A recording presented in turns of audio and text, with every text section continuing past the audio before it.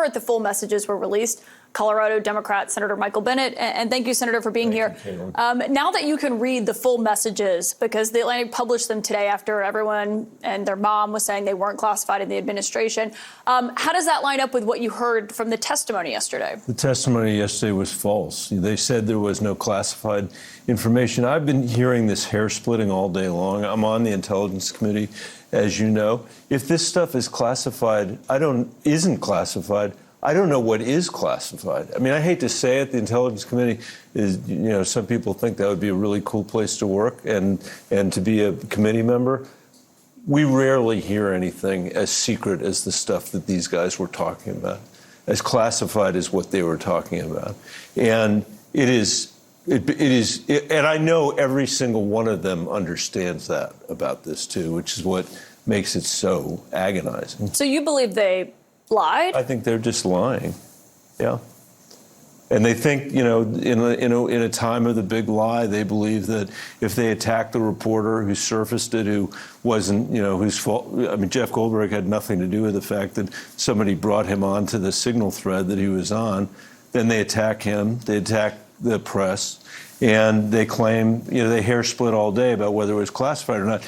I can assure you, everybody in Colorado would be shocked after reading that, not to think that these war plans should be classified.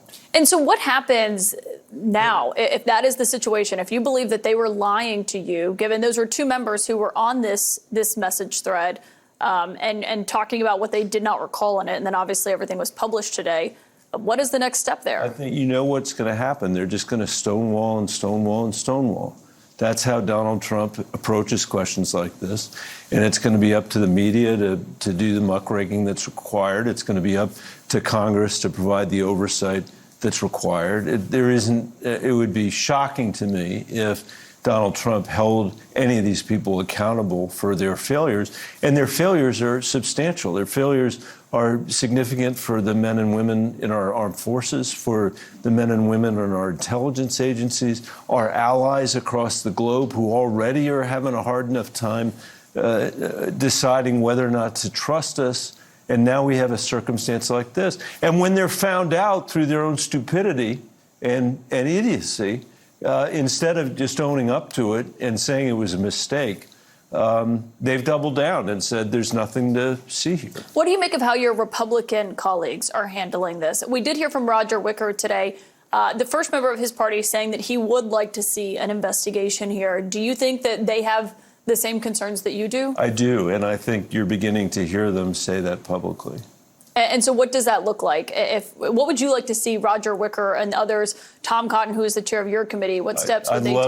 I'd love to see the Intelligence Committee. Tom Cotton has been doing a very good job as the chairman of that committee. We don't agree on a lot of things, but I'd love to see our committee provide oversight here.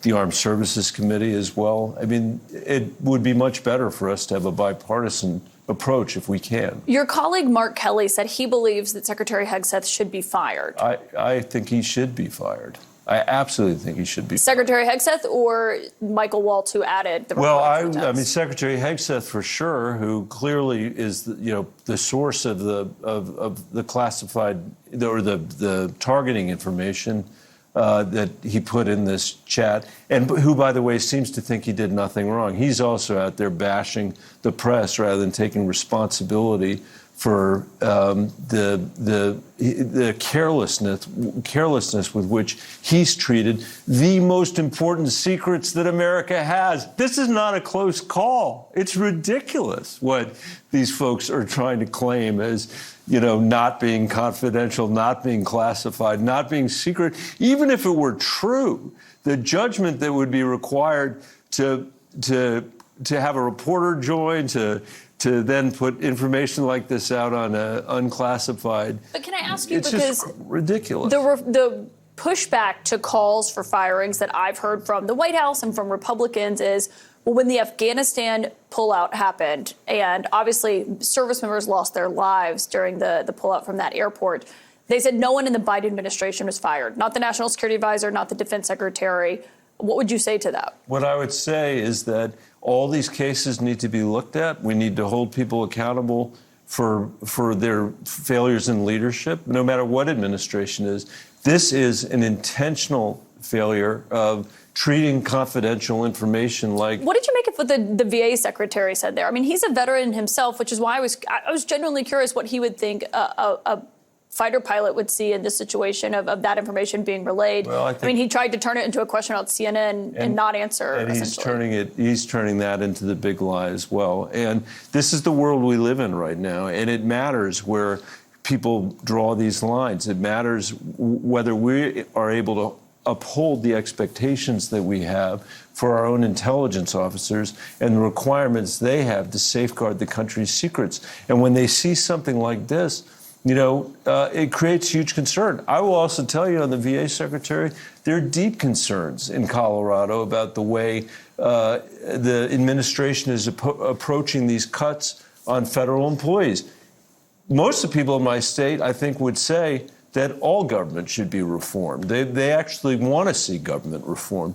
But the way Elon Musk is approaching it, the across-the-board cuts that the administration is pursuing, not just at the VA, but the Forest Service and other things, I think is creating even more profound mistrust. And when you look at what they've done with the intel stuff over the last few days, that's a really toxic combination. Yeah, he said Elon Musk hasn't been at the Veterans Affairs Department, which I thought was interesting. Senator Michael Bennet, great to have you as always. Thanks for joining us tonight. Very busy day, I know, on Capitol Hill.